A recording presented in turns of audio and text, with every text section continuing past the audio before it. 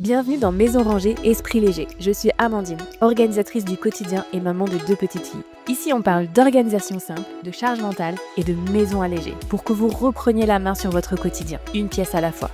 Je vous emmène avec moi dans chaque épisode. C'est parti. Salut Dorothée, comment ça va? Ça va bien. Bonsoir Amandine. Je suis ravie que tu sois là. Et alors, quand tu m'as parlé la première fois de ton sujet, qui est donc l'été ne se range pas, il s'invite chez vous, j'ai été intriguée, mais on va en parler, tu vas nous expliquer. Mais est-ce qu'avant ça, tu pourrais te présenter, s'il te plaît? Oui, bien sûr. Alors moi, c'est Dorothée Fargue. Vous allez entendre mon petit accent toulousain, mais je n'habite plus à Toulouse. J'habite en Nouvelle-Aquitaine, en Dordogne, à Périgueux.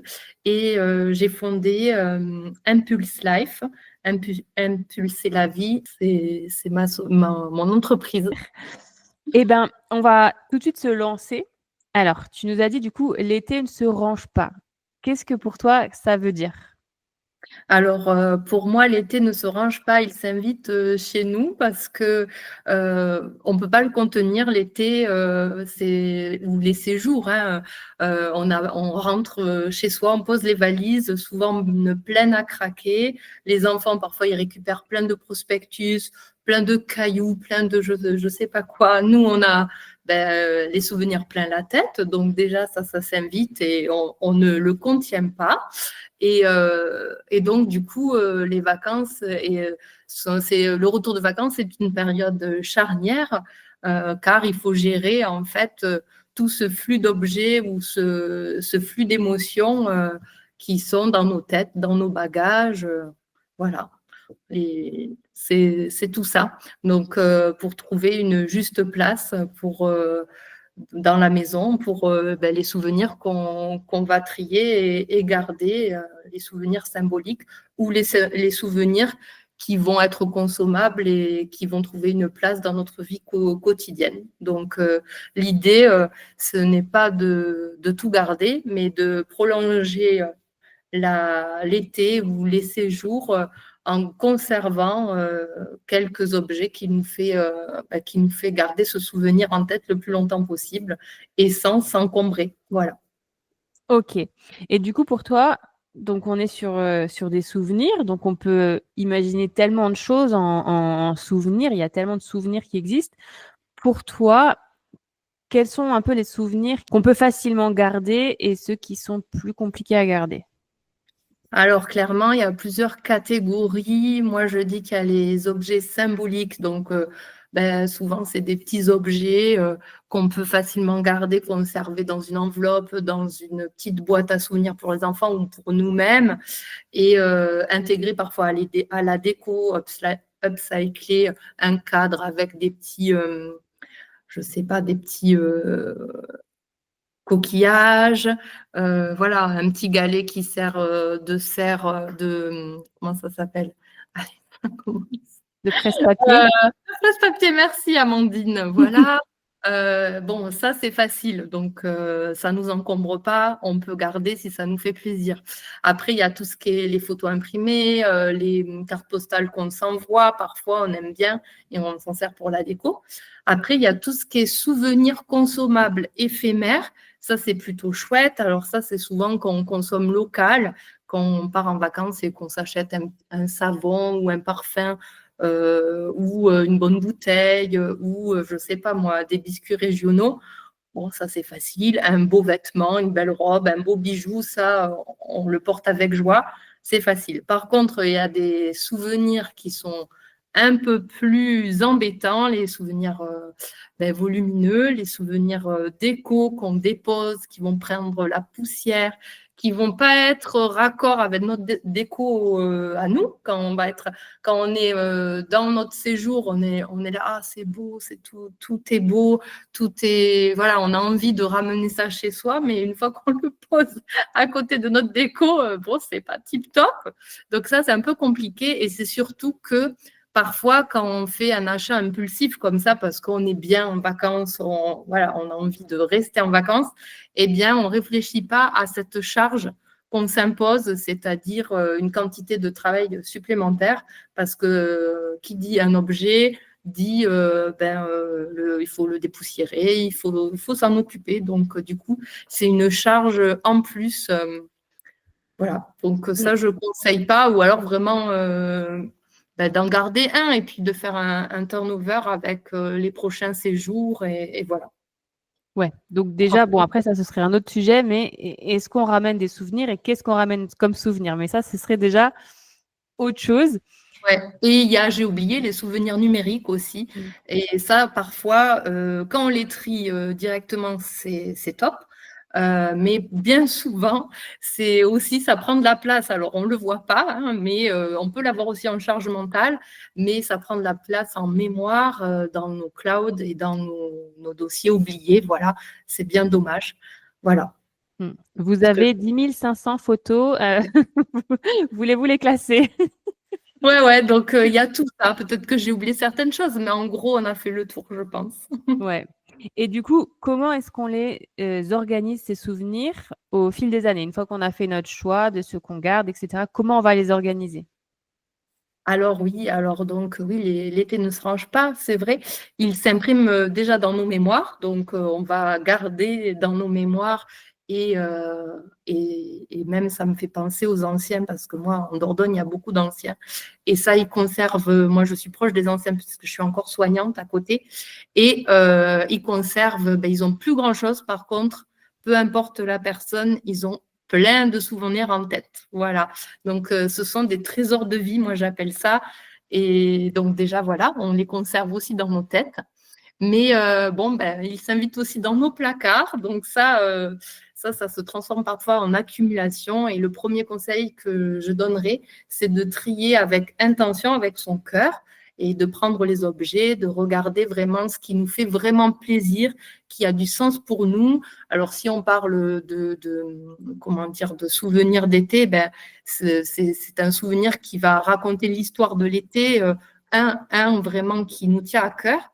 Et ce qui nous fait sourire, on le garde. Et puis sinon, on remercie les objets qui nous apportent rien ou plus rien. Parfois, c'est par strate, c'est avec le temps. Pour les photos, parfois en plusieurs étapes, parce que souvent, on a envie de tout garder quand on rentre de vacances, mais bien souvent, 6 mois après, 1 an après, hop, on peut refaire du tri.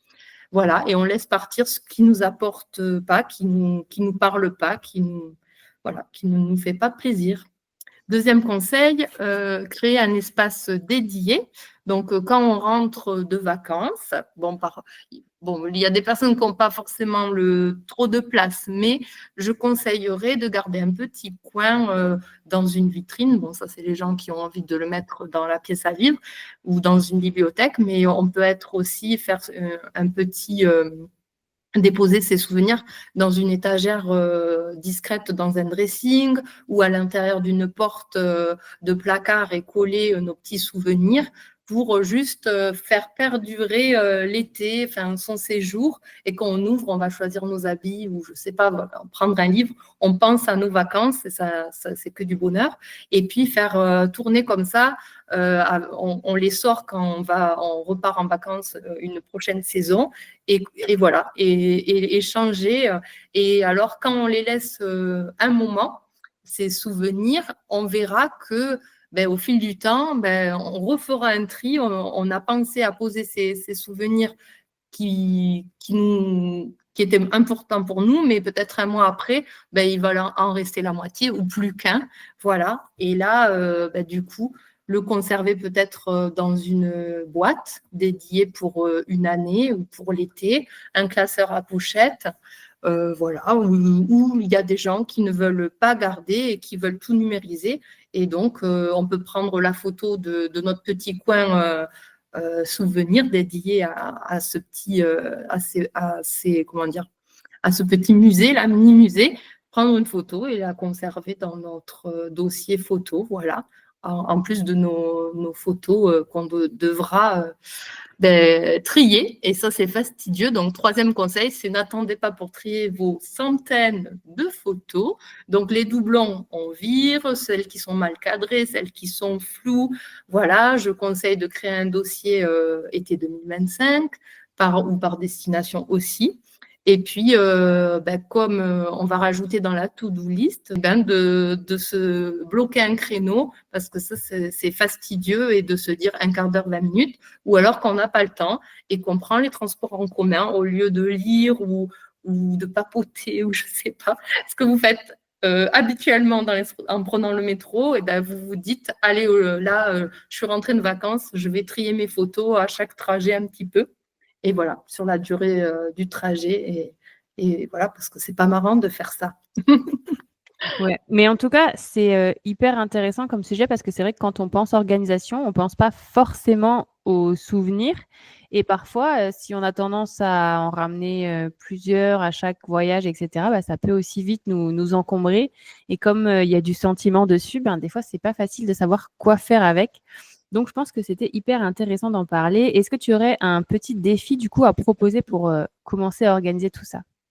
Alors, mon défi express, c'est un défi léger et symbolique. Donc, c'est un souvenir à garder dans une boîte que vous pouvez décorer avec les enfants ou en couple si vous n'avez pas d'enfants.